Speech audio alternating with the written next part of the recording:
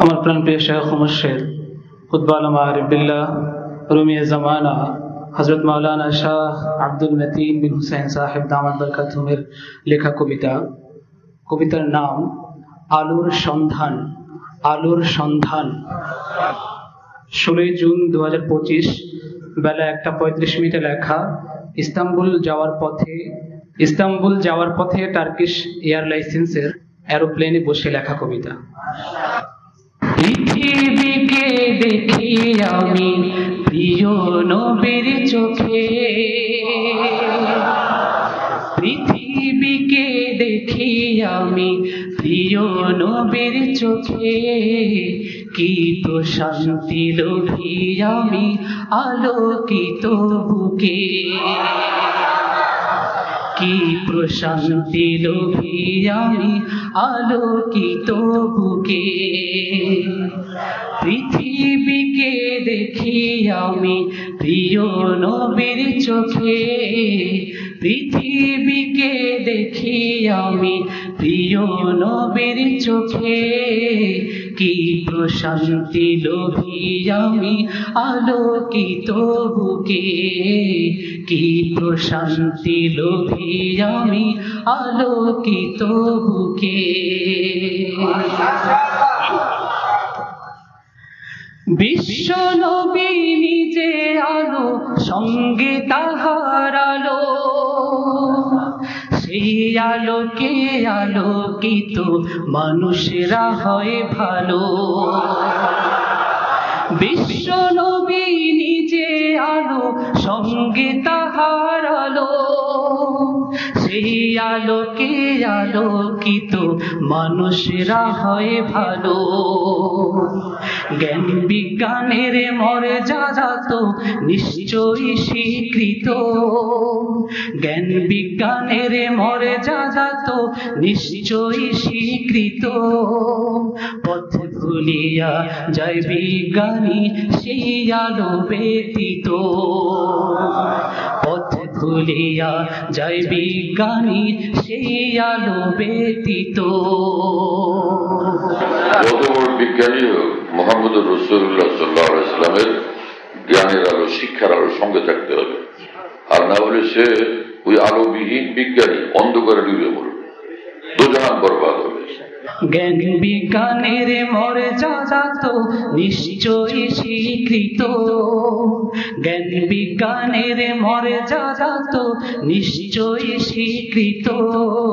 পথ ভুলিয়া যায় বিজ্ঞানী সেই আলো ব্যতীত, পথ ভুলিয়া যায় বিজ্ঞানী সেই আলো ব্যতীত। একজন বিজ্ঞানী যিনি এরোপ্লেন আবিষ্কার করলেন, তা সেই এরোপ্লেন দিয়ে সারা পৃথিবীর মানুষ দেশ বিদেশ ভ্রমণ করে, মানুষ খুশি এবং উপকৃত। কিন্তু সেই বিজ্ঞানী যদি এই তার বিজ্ঞানের সাথে ঈমান বলা হয়, দ্বীন বলা হয়, মুহাম্মদুর রাসূলুল্লাহ সাল্লাল্লাহু আলাইহি ওয়াসাল্লামের আলোধারী হয়, শুধু এই পৃথিবীর আকাশে উড়বে না, জান্নাতের আকাশে উড়বে, চিরকাল সে জান্নাতে বসবাস করবে। আর না হয় তার ট্রেনে পৃথিবীর মানুষ সফর করবে এবং তার এরোপ্লেনে পৃথিবীর মানুষ সফর করবে, সারা পৃথিবী ভ্রমণ করবে। তো সেই বিজ্ঞানী জান্নাত পর্যন্ত পৌঁছার, এতটুকু ভ্রমণ করার যোগ্যতা তার নসিব হবে না। হ্যাঁ, এমন এক জ্ঞান এবং বিজ্ঞান শিখলো যে সকলকে উপকৃত করলো, নিজেকে বরবাদ করলো। এটা কোন ধরনের জ্ঞান? এজন্য নবী রাসূলদের আসমানি জ্ঞানের আলো ব্যতীত বিজ্ঞানী অন্ধ, সব ডক্টর অন্ধ, সব বড় বড় প্রফেসর অন্ধ, সব বড় বড় নাম করা মহামানবরাও অন্ধ। মহামানব তখন সত্যিকার আদর্শ মানব হয় যখন মহানবীর আলো দ্বারা নিজেকে আলোকিত করে। আল্লাহ পৃথিবীর মানুষ তাকে মহামানব মনে করবে, হ্যাঁ, কিন্তু আসলে মহামানব না। প্রকৃত মহামানব ওই মানুষ যার জন্য জান্নাতুল ফিরদাউস অপেক্ষা করতেছে, সে হলো আসল মহামানব। হ্যাঁ, মহামানব মানে বড় মানুষ, মহা মানে অনেক বড়। তো মহামানব বড় মানুষ, যে জান্নাতেও যাইতে পারে না, জাহান্নামের কীট হলো, তো সে কিসের মহামানব হলো? কিছুই না। মহামানব হওয়ার রাস্তা হলো যে সমস্ত নবী রাসূলদের শ্রেষ্ঠ যিনি, সে মুহাম্মদুর রাসূলুল্লাহ সাল্লাল্লাহু আলাইহি ওয়াসাল্লামের জ্ঞানের আলোকে, দ্বীনের আলোকে নিজেদের জীবনকে আলোকিত করা। ওই সকল মানুষরা মহামানব, তাই না? মোহাম্মদী আলোবিহীন শিক্ষা অন্ধকার, মোহাম্মদী আলোবিহীন শিক্ষা অন্ধকার, চাঁদ সূরজ এই আলোকের সম্মুখে আধার, চাঁদ সূরজ এই আলোকের সম্মুখে আধার। বড় বড় কলেজ ভার্সিটি দিয়া লোকেরা খুব খুশি, মাদ্রাসাওয়ালাদেরকে আলেমদেরকে দাওয়াত দেয়। আপনারা কি করেন? খালি ওই কবর হাসর আর ওই আসমানের উপরের জমিন মাটির তলের কথাবার্তা বলেন। আমরা তো মাটির কথা বলি, পৃথিবীর কথা বলি। এই কি সুন্দর একটা বুদ্ধি! দুনিয়ার সব লেখাপড়া করতে করতে বিএ পাস করলো, মাস্টার্স পাস করলো, ডক্টরেট পাস করলো, সবকিছু করলো, কিন্তু দুনিয়ার থেকে যাওয়ার পরে পরকালের অনন্তকালের জীবনকে আলোকিত করার কোন সামান তাদের কাছে কিছুই নেই, এক রত্তিও নেই, এক বিন্দুও নেই। যারা এই ধরনের শিক্ষা ব্যবস্থা বানাইছে তাদের মাথায় কোনো সত্যিকার জ্ঞান নেই, কোনো বুঝ নাই, বেবুঝ মানুষ এগুলো। জাতির মানুষদের উপর, জাতির সন্তানদের উপরে জালেমরা জুলুমকারী। কারণ এরা এই দুনিয়ার কয়েকদিনের জিন্দগির জন্য এরা সামান হাতে তুলে দেওয়ার চেষ্টা করে আর পরকালকে ধ্বংস করার ব্যবস্থা করে দেয়। কলেজ ভার্সিটির পরিবেশের মধ্যে দিনের কোনো আলো তো তারা রাখে নাই, দিনের কোন আলো রাখে নাই। এটা একটা শিক্ষা ব্যবস্থা হলো যেখানে মা বাবার প্রতি কি দায়িত্ব কর্তব্য সেটা শিক্ষা দেওয়া হয় না, সন্তানের প্রতি মা বাবার কি দায়িত্ব সেটা শিক্ষা দেওয়া হয় না, স্বামীর প্রতি কি দায়িত্ব স্ত্রীর সেটা শিক্ষা দেওয়া হয় না, স্ত্রীর প্রতি কি দায়িত্ব একটা মানুষের সেটা শিক্ষা দেওয়া হয় না। একটা মানুষের জীবনকে সুন্দর করার জন্য, মানুষ রূপে গড়ে তোলার জন্য কি দরকার সেটা শিক্ষা দেওয়া হয় না। একটা পরিবারকে আলোকিত এবং সুখময় শান্তিময় বানানোর জন্য কোনো কিছু শিক্ষা দেওয়া হয় না। খালি চাকরি বাকরি, ব্যবসা বাণিজ্য শিক্ষা দেওয়া হয় আর প্রশাসন পরিচালনা শিক্ষা দেওয়া হয়। এই ল্যাংড়া শিক্ষা ব্যবস্থা, এটা সম্পূর্ণ ল্যাংড়া একটা শিক্ষা ব্যবস্থা, বরং চক্ষুবিহীন একটা অন্ধ শিক্ষা ব্যবস্থা। কয়েকদিনের জন্য এত প্রস্তুতি, পরকালের জন্য পুরা মূর্খ রাখা, এটা একটা শিক্ষা ব্যবস্থা হলো মুসলমানের দেশে? ওই সকল সরকার, ওই সকল মন্ত্রী মিনিস্টার, ওই সকল দায়িত্বশীল ব্যক্তিবর্গ যারা কলেজ ভার্সিটি গুলো কিভাবে অন্ধকারে ডুবে রাখছে, কালকে আমাদের নিশ্চয়ই এদের আল্লাহর সামনে হিসাব দিতে হবে এবং কঠিন শাস্তির সম্মুখীন হইতে হবে, ভয়ঙ্কর শাস্তির সম্মুখীন হইতে হবে এই জালেমদেরকে, যদি এই জুলুমের রাস্তা থেকে বিরত না হয়। সরকারে যায়, আসমানের সরকারকে তুমি খেয়াল রাখো না, তুমি একটা সরকার হয়েছো, হ্যাঁ, কয়েকদিন খুব দাপায় বেড়াও, পৃথিবীকে কাঁপাইতে থাকো, আর যখন দায়িত্ব শেষ, ক্ষমতা শেষ, তোমার মানুষের দৌড়িতে থাকে সাইজ করার জন্য। কিসের সরকার তুমি মিয়া? আসমানি সরকারের ভয় থরথর যে কাঁপে না, সে কোনো সরকারই না, এর এক পয়সার মূল্য নাই। আসমানি সরকারকে যে ভয় না করে তার এক পয়সারও কোনো মূল্য নাই। আসমানি সরকারের ভয় যে থরথর কাঁপে, তার সরকারে যাওয়ার কোনো দরকার নেই। তো এমনিতে এসে বড় মানুষ, এমনিতে এসে বিশাল বড় মানুষ, অনেক উচ্চ সম্মানিত মানুষ, রাষ্ট্রীয় চেয়ার কুর্সির কোনো দরকার তার নাই, সিংহাসনের কোনো দরকার তার নাই। ইমান, নেক আমল এবং তাকওয়ার জিন্দেগি, দ্বীনি জিন্দেগি তাকে শ্রেষ্ঠ সিংহাসনের অধিকারী বানায় দেয়। জান্নাতের সিংহাসনে এসে বসবে ইনশাআল্লাহ। দুনিয়ার সিংহাসনের কুর্সি এবং চেয়ারের জন্য তাদেরকে যোগ্য বানাও, জান্নাতের সিংহাসনের জন্য কেন যোগ্য বানাচ্ছ না তোমরা? এই বুঝ তোমাদের মধ্যে কেন পয়দা হয়নি? এই বুঝ কোথাকার? এই ভুল পথ থেকে, অন্ধকার পথ থেকে তওবা করা উচিত, সঠিক পথে আসা উচিত। আলেমদেরকে সংগ্রাম করতে হবে, যুদ্ধ করতে হবে। তোমরা স্কুল কলেজ ভার্সিটিতে ইসলামী শিক্ষা জারি করো, এত ব্যবস্থা কেন? তোমরা তোমাদের বিরুদ্ধে আন্দোলন কেন করতে হয়?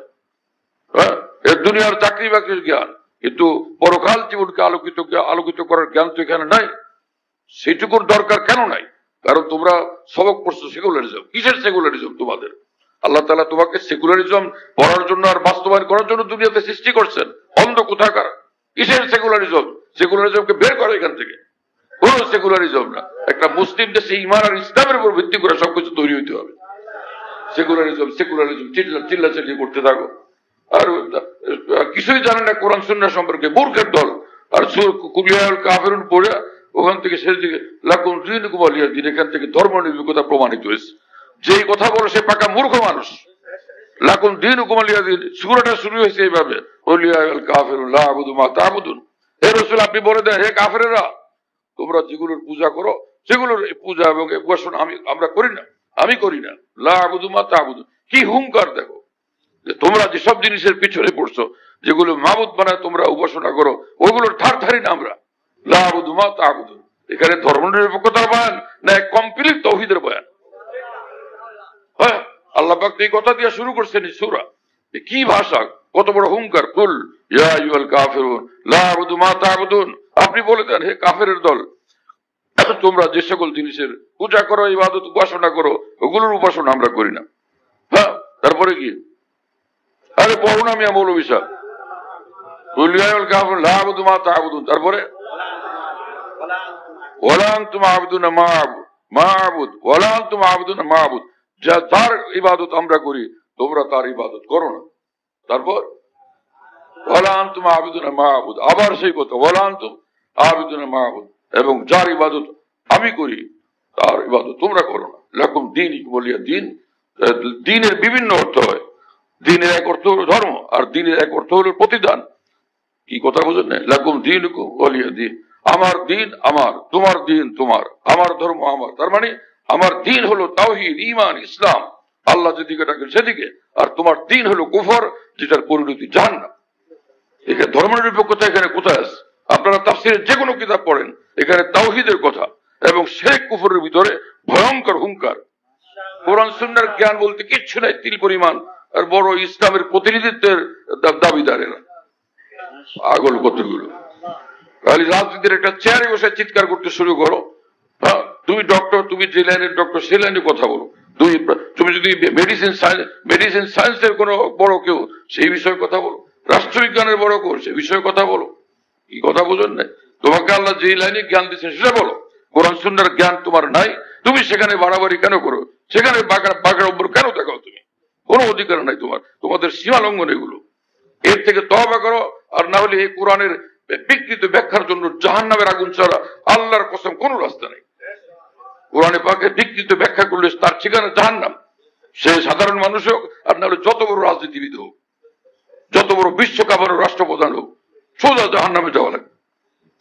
আফসোসের কথা, একটা সেকুলারিজম নিয়ে লাফালাফি করতেছে। কিসের সেকুলারিজম? তুমি মুসলমান কিনা, মুসলমানের বাচ্চা কিনা, তাহলে সেকুলারিজমকে গঙ্গায় ফেলো।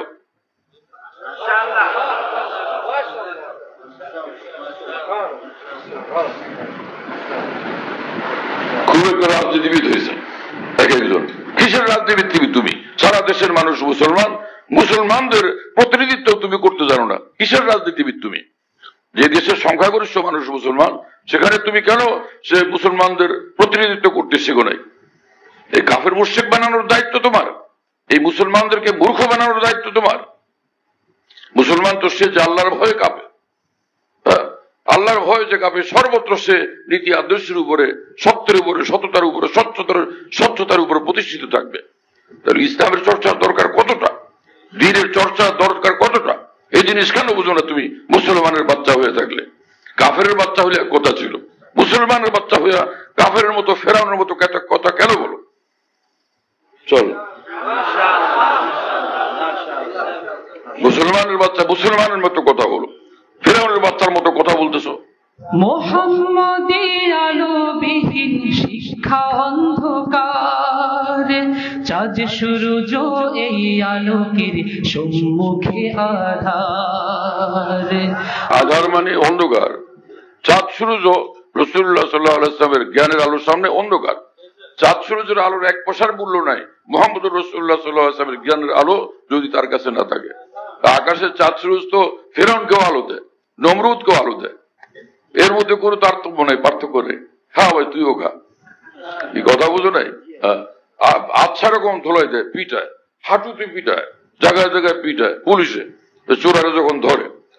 আচ্ছা রকম মারতে মারতে আপাতত বসতে বাবারে বাবা, কত কত হাজারবার বাবা ডাকে। পরে পুলিশ যখন দেখে যে ওইটা আর নড়ে চড়ে না, এই কিছু খাইতে দে, এই পাউরুটি আন, কলা আন, এই খা, নাহলে ডান্ডা আরো মারবো, এই খাওয়ায়। কাফের মুশরিকদের খাওয়ান হলো এরকম খাওয়া, যেরকম চোরের পিঠে পরে খাওয়ায়। কথা বুঝেন নাই? আর যারা আল্লাহকে মাননেওয়ালা, তো তাদেরকে আল্লাহ পাক ইজ্জতের সাথে খাওয়ান, সম্মানের সাথে খাওয়ান। মা বলছিল যে তুই গোসা করিস না, খা। মা বলছিলেন এইরকম গোসা করতে নাই, তোরে বললাম তুই খা, না আমি খাবো না। আরে বাবা কথা শুন, না আমি শুনবো না। বের হয়ে গেছে। পরে কোথায় গেল রে? বাগানের মধ্যে বিশাল বড় গাছের মাথায় উঠে বসে রয়েছে, অনেক বড় উঁচু গাছে, মা তো উঠতে পারে না ওই গাছের মাথায়। পরে ভাবলো যে তরকারি খাবার রাইখে যাই গাছতলায়, হয়তো ক্ষুধার তীব্রতায় নাইমা খাইতেও পারে, ওখানে রেখে গেছে। এই পরে বাসায় চলে গেছে। এর ভিতরে ডাকাতের দৌড় দিক দিয়ে যাইতেছিল, ওদের ভীষণ ক্ষুধা লাগছে, প্রত্যেকে ডাকাতি করে আসছে। দেখে যে খাবার বিপুল পরিমাণে এখানে রাখা, একদমই অনেক। কি রে খাবার আসলো কোথা থেকে? তাকায় দেখে মানুষ একটা বসে রয়েছে। আরে ও আমাদের দেখছিল যাওয়ার সময়, পরে বিষ মাখা খাবার রেখে দিছে যাতে খায়া মরতে পারি, খায়া মরি। এই তুই নাম।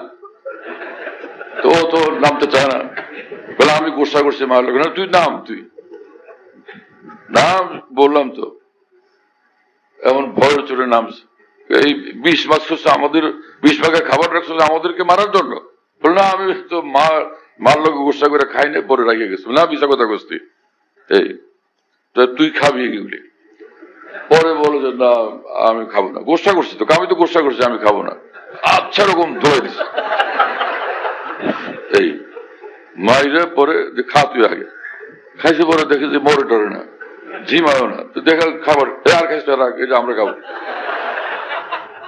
এই কি কথা বুঝেন না? এইরকম ধোলাই দিয়া খাবার।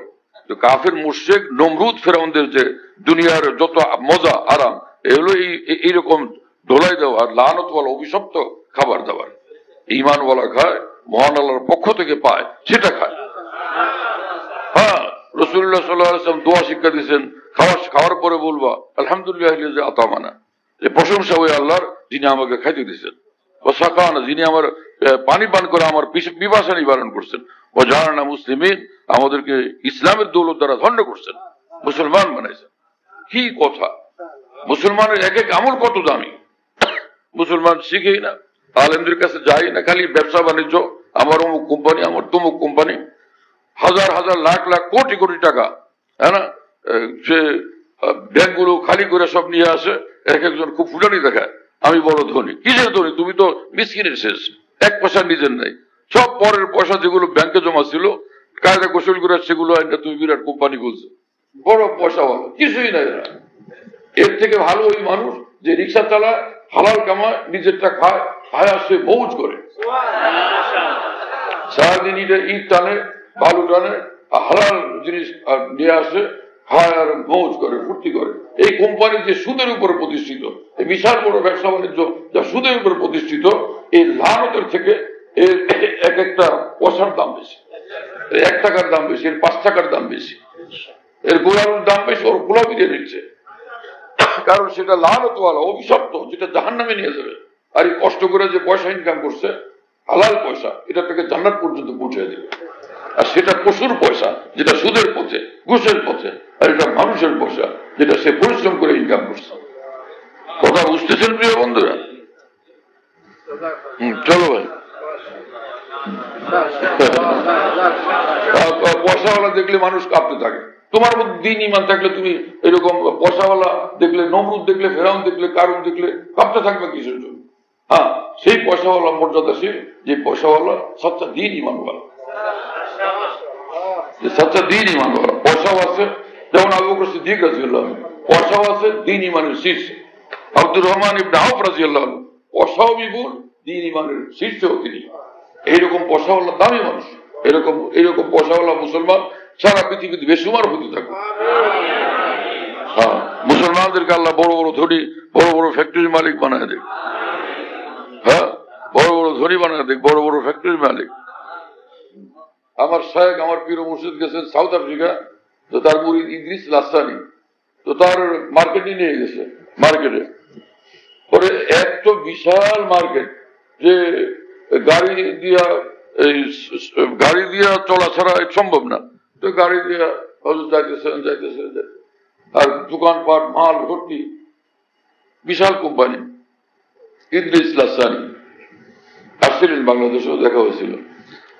পরে উনি বললেন যে হযরত ওয়ালা, এই দামি দামি মালামাল যেটার উপর আপনি হাত দেবেন সেটা আপনার।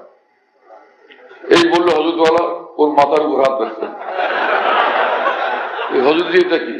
তুমি বলছো যেটার উপর হাত রাখবেন সেটা আমার, আমি তোমার মাথা রাখতে, তুমি আমার মাল, তোমার, তুমি আমার, তোমার মাল তুমি ভোগ করো, কিন্তু তুমি নিজেকে আমার সামনে পেশ করো, আমি তোমাকে আল্লাহর মহব্বত শিখে দিই। মানুষ, এই সকল মানুষ, ওই সকল মোল্লা মৌলবী যারা 2 পয়সার সামনে 10 টাকা 2 লাখ টাকা হাদিয়ার সামনে নত হয়ে যায়, সে নায়েব রাসূল না, সে আলেমে দ্বীন না। তার মধ্যে দিন থাকলে, ইলমে দ্বীন থাকলে, দিনের মর্যাদা বোধ তার মধ্যে থাকলে, দুনিয়াদারদের পয়সার সামনে সে কখনো মাথা নত করত না। পীর হুজুর রহমতুল্লাহ বড়কাটা মাদ্রাসা হাকিমুল উম্মত থানবীর হাতে গড়া মানুষ না, তোরার সামনে মোনায়েম খান আসছিলেন। সে কি মানুষ, সত্যিকার আলেমে দ্বীন, কত দাপটওয়ালা, দিনের দাপট, ইমানের দাপটের সামনে দুনিয়াদারদের দাপটের 1 পয়সার মূল্য নেই। মোনায়েম খান আসছেন, তো যাবেন, ফিরে বললেন যে হুজুর 1 লাখ টাকা নিয়ে আসছিলাম, এটা রাখেন মাদ্রাসার জন্য।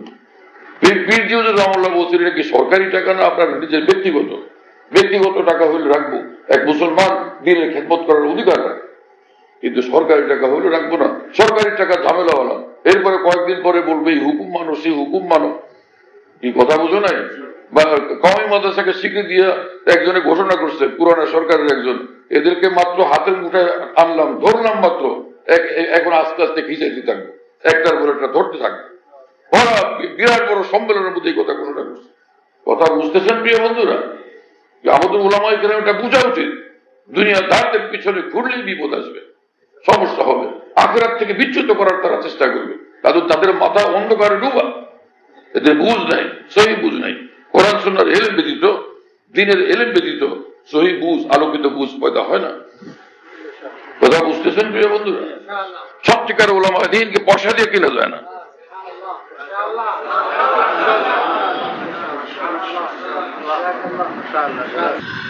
মোহাম্মদী আলোবিহীন শিক্ষা অন্ধকার, চাঁদ সূরজ এই আলোকের সম্মুখে আধার, পৃথিবীর সব আলো তাহার আলোকের ঝলকে, পৃথিবীর সব আলো তাহার আলোকের ঝলকে, লক্ষ সূর্যের আলো তাহার এক একটি পলকে, লক্ষ সূর্যের আলো তাহার এক একটি পলকে, পৃথিবীর সব আলো তাহার আলোকের ঝলকে, লক্ষ সূর্যের আলো তাহার এক একটি পলকে, লক্ষ সূর্যের আলো তাহার এক একটি পলকে।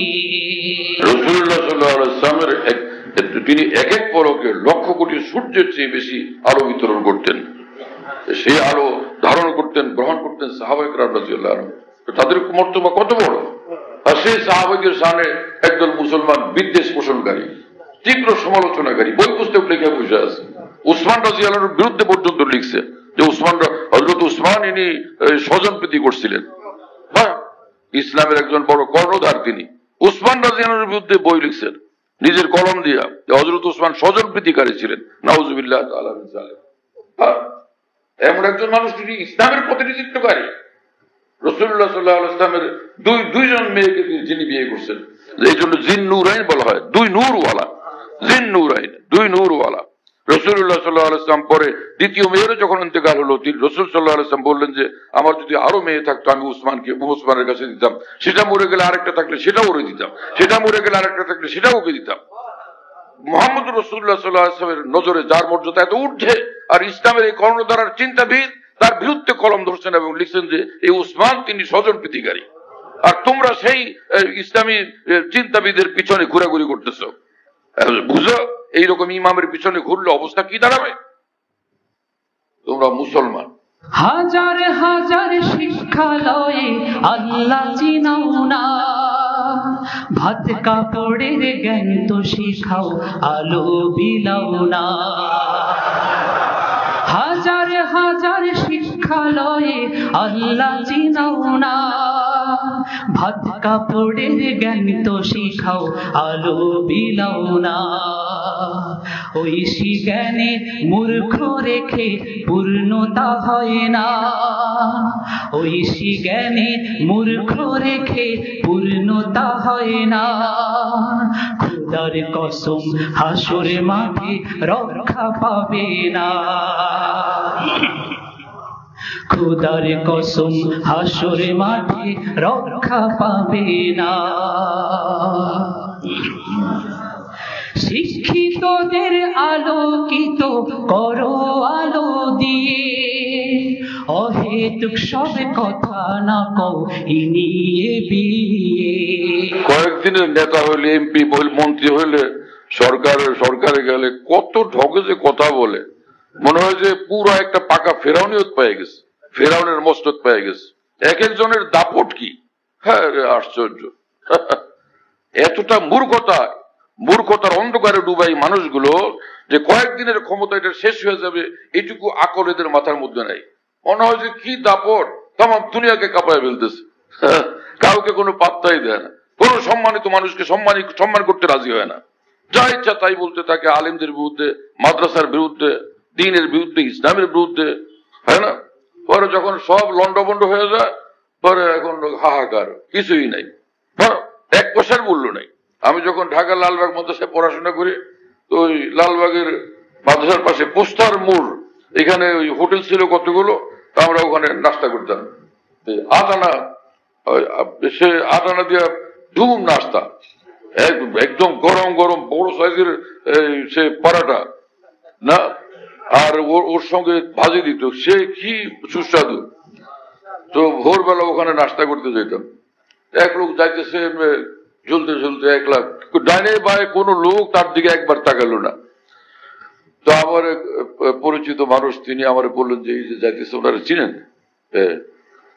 নাম তো বলবো না। আমি বললাম না, আমি তো দেখি নাই, কোনো সময় চিনি না। ইনি মন্ত্রী ছিলেন, এখন যাইতেছে কোনো মশা মাসিও তারা জিজ্ঞেস করেন। মানুষে তো সেলুট দেওয়া দূরের কথা, কোনো মশা মাসিও সেলুট দেয় না। এই মন্ত্রিত্বের 1 পয়সার মূল্য আছে? হ্যাঁ, ঈমান নিয়ে চলো, দ্বীন নিয়ে চলো, সুন্নত নিয়ে চলো, আল্লাহর কসম তুমি বড় মর্যাদাশীল মানুষ। কিসের তোমার মন্ত্রিত্ব আর এমপিগিরি? এগুলো কয়েকদিনের জিনিস, এটা নিয়ে কোনো অহংকার করো না, দাম্ভিক এই ফেরানোর মতো দম্ভ দেখায় না, থামো। হ্যাঁ, এর চেয়ে বড় জিনিস হলো সেজদা, এর চেয়ে বড় জিনিস কালেমা লা ইলাহা ইল্লাল্লাহ। তোমার মুখে যদি একবার আসে, 7 আসমান জমি থেকে সেটা দাম। সেই জিনিসের তুমি কদর বুঝো নাই, সেটার মূল্য বুঝো নাই, মন্ত্রী হয়ে বসে আছো। কিসের মন্ত্রী তুমি? মাথা তোমার বুদ্ধি শুদ্ধি তো নাই, এরকম মন্ত্রীর 1 পয়সার মূল্য নাই। আজকে তুমি মন্ত্রী, খুব দাপট দেখাও ফেরাউনের মতো, আগামীকাল তোমার কেউ জিজ্ঞাসাও করবে না। কিসের মন্ত্রিত্ব করো? মানুষের মতো মন্ত্রী হোক, প্রথম মানুষ হোক, ফের মন্ত্রী হোক, তাহলে মনুষ্যত্বের, মানুষদের প্রতিনিধিত্ব তুমি করতে পারবে। শিক্ষিতদের আলোকিত করো আলো দিয়ে, অহেতুক সব কথা না কও ইনিয়ে বিনিয়ে। কোরআন পড়লে ভাত পাবে না, মানুষ হবে না। কোরআন পড়লে ভাত পাবে না, মানুষ হবে না। ঈমান তোমার এমন কথা কভু বলবে না, ঈমান তোমার এমন কথা কভু বলবে না। ঈমান ভালো হলে সে এই কথা মুখ দিয়ে বলতে পারে যে কোরআন হাদিস পড়লে, কোরআন সুন্নাহ পড়লে ভাত পাবে না। ভাত তরকারি ওদের জন্য, সব ভাত তরকারি তাদের জন্য। হাজার হাজার কোটি টাকা খাওয়ার পরে যে পুরা উম্মত তাকে জুতা নিয়ে খুঁজতেছে যে পয়সাওয়ালা, তুই কোথায়, তোরে সেলুট দিব। লা হাওলা ওয়ালা কুওয়াতা ইল্লা বিল্লাহ। কোরআন সুন্নাহ বললে ভাত পাবে না, কি কথা এগুলি! মুহাম্মদ রাসূলুল্লাহ সাল্লাল্লাহু আলাইহি ওয়াসাল্লাম এমন এক দ্বীন নিয়ে পৃথিবীতে আসছেন যে কোরআন বলছে যে আল-ইয়াউমা আকমালতু লাকুম দীনাকুম। আল্লাহ পাক বলেন যে তোমাদেরকে পূর্ণাঙ্গ দ্বীন দিলাম। এবং আল্লাহ পাক বলেন ওয়া মান ইয়াত্তাকিল্লাহ ইয়াজআল লাহু মাখরাজা ওয়া ইয়ারযুকহু মিন হাইসু লা ইয়াহতাসিব, যে কামিল দ্বীন নিয়ে চলবে, আল্লাহর কথার বাইরে যাবে না। আল্লাহ পাক বলেন যে তোমার রিজিক আমি দিব, কোথা থেকে দেওয়া লাগে সেটা আমি দেখব। আল্লাহ পাক সেই কথা বলছেন। আর এরা বলে যে কোরআন পড়লে ভাত টাত পাবে না। ওরাই ভাত পাবে, তোমরা ভাত তরকারি পাও ঘুষের পথে, চুরির পথে, ডাকাতির পথে, লুটপাটের পথে। এই হলো তোমাদের ভাত তরকারি। আর দিন নিয়ে চললে, ইমান নিয়ে চললে, কোরআন নিয়ে চললে ইজ্জতের সঙ্গে আল্লাহ পাক তাকে দান করবেন। কোরআন পড়লে ভাত পাবে না, মানুষ হবে না। ঈমান তোমার এমন কথা কভু বলবে না। মুসলিম দেশের সংবিধানে খোদার কথা নাই, খোদার দয়ার কোনো দরকার তোমাদের কি নাই? মুসলিম দেশের সংবিধানে খোদার কথা নাই, খোদার দয়ার কোনো দরকার তোমাদের কি নাই? ফেরাউন হলে তো আর খোদার দরকার হয় না, ফেরাউন নিজেই খোদা। আর যদি মুসলমানও তার একটা খোদার দরকার আছে। তোমাদের সংবিধানে খোদার কথা থাকে না কিসের জন্য? কিসের সংবিধান বানাইছে এটা? সেকুলারিজম মুসলিম তুমি কোথায় পেয়েছো? খোদার কসম মুসলিম তুমি কোরআন ভুলেছো। সেকুলারিজম মুসলিম তুমি কোথায় পেয়েছো? খোদার কসম মুসলিম তুমি কোরআন ভুলেছো। ইনিল হুকমু ইল্লা লিল্লাহ কোরআনের বয়ান, লাহুল খালকু লাহুল আমরু শোনো খুলে কান। ইনিল হুকমু ইল্লা লিল্লাহ কোরআনের বয়ান, লাহুল খালকু লাহুল আমরু শোনো খুলে কান। কোরআন শরীফে আল্লাহ পাক বলেন ইল হুকমু ইল্লা লিল্লাহ, হুকুমত একমাত্র আল্লাহর। তুমি হুকুমত করতেছো, তোমার বাপের হুকুমত এটা? হুকুমত কিসের হুকুমত? হুকুমত তো একমাত্র আল্লাহর। তোমাকে আমাকে আল্লাহর হুকুমতের অধীনে চলতে হবে। যিনি সৃষ্টি করতে, এরপরে লাহুল খালকু লাহুল আমর, কোরআন শরীফে আল্লাহ পাক বলেন সৃষ্টি আর সৃষ্টি করছি আমি, এবং লাহুল আমর কথা মানতে হবে, আমার আদেশ মানতে হবে। আমি সৃষ্টিকর্তা, আমার কথা চলবে সবকিছু, আমার আদেশে আমার নির্দেশে চলবে সবকিছু। আল্লাহ পাক তো এই কথা বলেন। আর তোমার সংবিধানের মধ্যে আল্লাহর কথাই নেই। আল্লাহর কথা ঢুকাইলে কয় এগুলো মৌলবাদী, নালায়েকের দল। হ্যাঁ, আল্লাহর কথা বললে যে মৌলবাদী হয়, যে কথা বলে সে ভয়ঙ্কর নালায়েক। আল্লাহর আযাব তার জন্য অপেক্ষা করতেছে। এরপর মিয়া ইনিল হুকমু ইল্লা লিল্লাহ কোরআনের বয়ান, লাহুল খালকু লাহুল আমরু শোনো খুলে কান।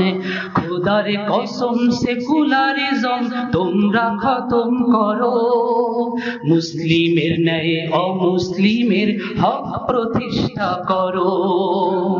খোদার কসম সেকুলারিজম তোমরা খতম করো, মুসলিমের ন্যায় অমুসলিমের হক প্রতিষ্ঠা করো। যে মুসলমান হবে, মুসলিম অমুসলিম সকলের হক সে রক্ষা করবে। আর সে কিসে মুসলমান না হইলে? মুসলমান তাকে বলে যে পিঁপড়াকেও কষ্ট দেয় না, পিঁপড়ার উপর জুলুম করে না, তাকে মুসলমান বলে। ইসলাম কায়েম হলে আর ইসলামী জীবন আদর্শ কায়েম হলে, ইসলামী হুকুমত কায়েম হলে, তো সেখানে যে অমুসলিমদের উপর জুলুম অত্যাচার হবে। জুলুমকারী তো তোমরা, যুগ যুগ ধরে গণতন্ত্রের ধারণকারীরা অমুসলিমদের উপর জুলুম অত্যাচার করতেছো, তাদের বাড়িঘর দখল করতেছো, জায়গা জমি দখল করতেছো।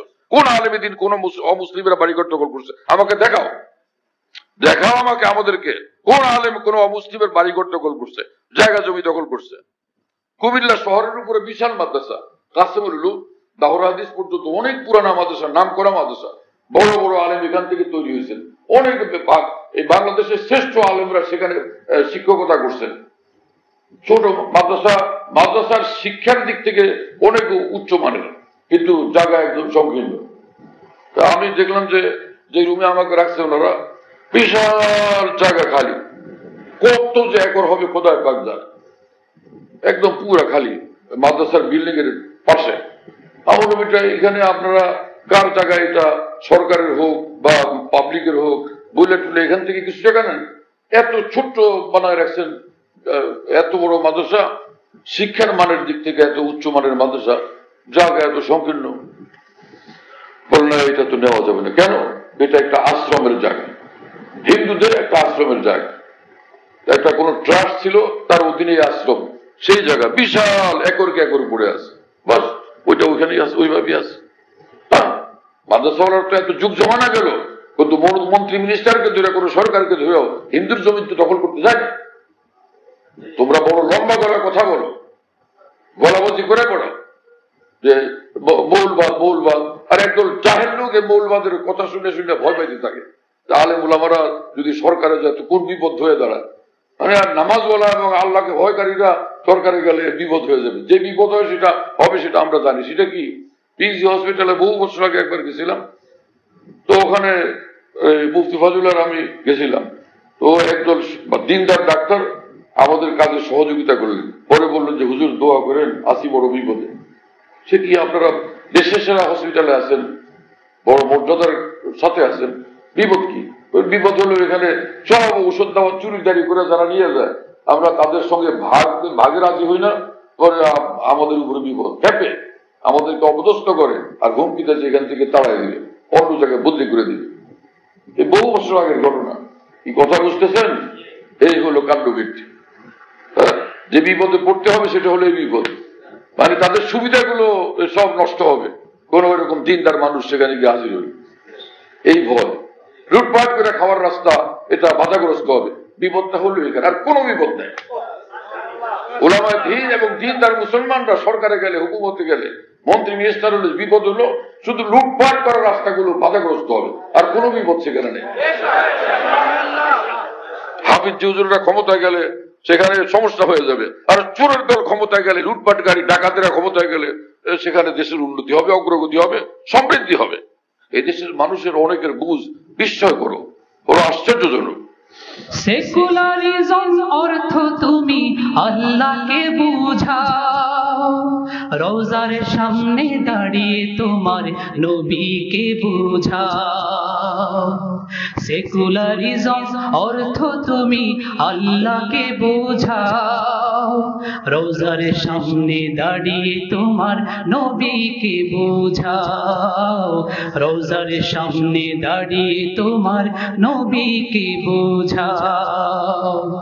পৃথিবীতে দেখি আমি, পৃথিবীকে দেখি আমি প্রিয় নবীর চোখে, কি প্রশান্তি লোভী আমি আলোকিত বুকে, কি প্রশান্তি লোভী আমি আলোকিত বুকে, কি প্রশান্তি লোভী আমি আলোকিত বুকে, কি প্রশান্তি লোভী আমি আলোকিত বুকে।